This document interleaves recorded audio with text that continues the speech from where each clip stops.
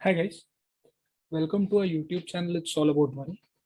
आज के इस वीडियो में हम लोग जिस स्टॉक का टेक्निकल एनालिसिस करने वाले हैं, जिस कंपनी के बारे में बात करने वाले हैं, उसका नाम है आईटीसी लिमिटेड। आईटीसी लिमिटेड ये जो कंपनी है, इसका नाम इंडियन टोबैको कंपनी लिमिटेड है। ये 1910 में फॉर्म हुई कंपनी है। अब आ जाते हैं इसके बिजनेसेस के बारे में बात करने पे। ये कंपनी का जो बिजनेस है इंडिया में, ये 6 अलग अलग सेगमेंट में बाइफरकेटेड है। जो इसका मेन बिजनेस है वो एफएमसीजी बिजनेस है। ये कंपनी लग्जूरियस होटल्स के बिजनेसेस में भी काम करती है। इनका एक इंफॉर्मेशन टेक्नोलॉजी विंग भी है। Paper boards and speciality papers segment में भी इनका काम है। जैसे आप स्टेशनरी में बुक्स वगैरह देखते हो, तो वो भी ये बनाती है। रिसेंटली इस कंपनी ने एग्री बिजनेस में भी काफी रिफॉर्म्स लाए हैं और एक नया स्ट्रॉन्ग विंग डेवलप किया है। ये कंपनी पैकेजिंग इंडस्ट्री में भी काम करती है।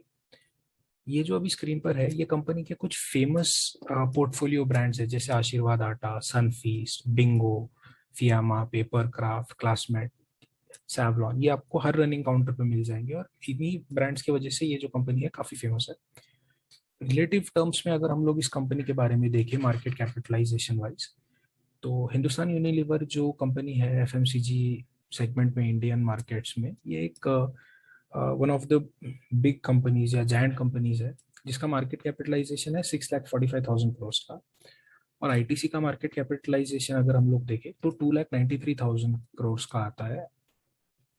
अब आ जाते हैं इसके शेयर होल्डिंग पैटर्न पर। शेयर होल्डिंग पैटर्न में अगर हम लोग देखें तो इस कंपनी में कोई प्रमोटर होल्डिंग्स नहीं है। 11.74% ये एफ आई होल्डिंग है। 42.4 DII होल्डिंग है और पब्लिक के पास 45%, 45.86% शेयर है।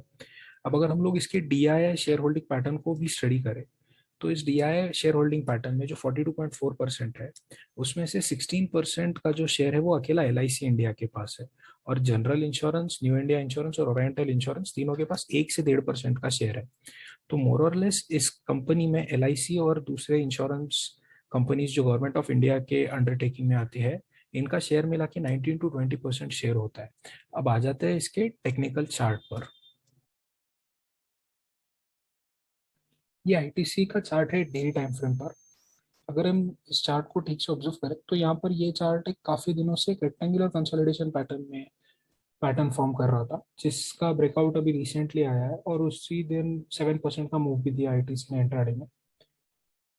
ये स्टॉक जो अभी लेवल पर है, यहाँ पर ये हमेशा इसी लेवल्स के अराउंड इसको रेजिस्टेंस आता है ये, क्योंकि रिसेंटली इसने यहाँ से फरवरी में भी यही अटेम्प्ट किया था लेकिन नहीं ब्रीच कर पाया। तो ये जो लेवल्स है 230 है, 245, ये इतना इंपॉर्टेंट क्यों है स्टॉक के लिए?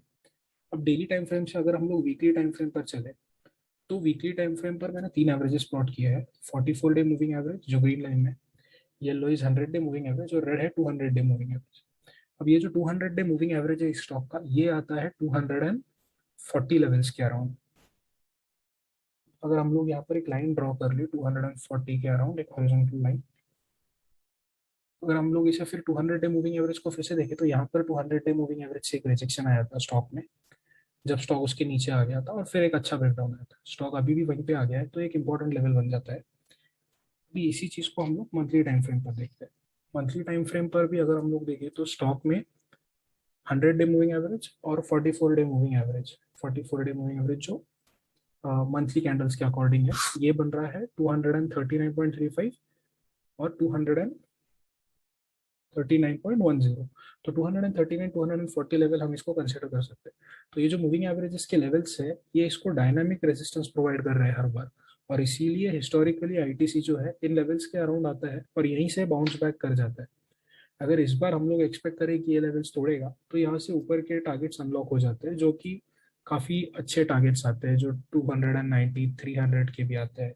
अगर हम लोग वीकली टाइम फ्रेम पर फिर से एक चीज यहाँ पर नोटिस करें, तो रिसेंटली स्टॉक में जो 44 डे मूविंग एवरेज है,